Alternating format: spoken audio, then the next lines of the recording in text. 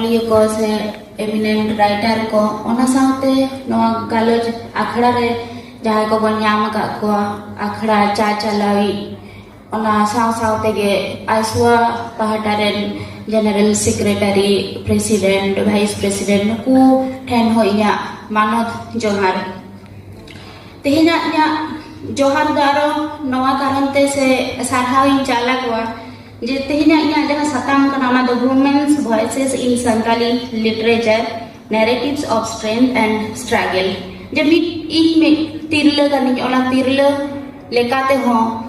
je metang tehin nongka na metang thau re se Santali sahed re tirla ko jaha arang se unku jaha memen tena se onoliya ko okalekan katha ko lei sodorabon kana je ona lei rena metang dao ko em ka dinya poilo re noa bon badaya je abwa sahed to sawta khon ge hijua sahed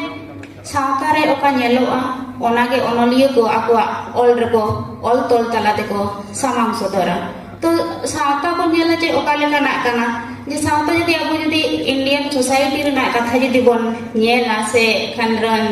kate se ona rena katha jodi bon badai kan noa bon badai na je Indian society to meten patriarchy society kana men do noa kana je onde do koda hopona sason ব্যবস্থা ge tahena ar ona tari re do tirle ko tahena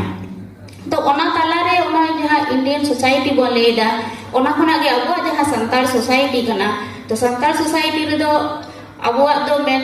aburen jahai gapuran ko kana ko kichu ganga nongka ko men tabona je abu sawta do sammobad rena sawta kan tabona jemon 19 poilo satai sahed rena etohop sed do tirle ko katha do ulo do bangon nyel nyama menkhan jokon bingsu shatabdi re jokon santali sahed setero ase pawdi jokon lebe dai unbon nyela je 1939 re Dr. Ramchandra Murmu jaha tete tumal puthi re onare uni lei ka je abu santal sawta do sammobad rena sawta kana men do noa kana je sawta re koda hopon ar kuri hopon barabari rena aidari menak takwa menkhan ona noa jaha sawta rena mid se jokon onoliya sammobad rena kathai lei dai ona sahed rena talare ge noa katha hijua je onoliya jemon Bhogla Soren aya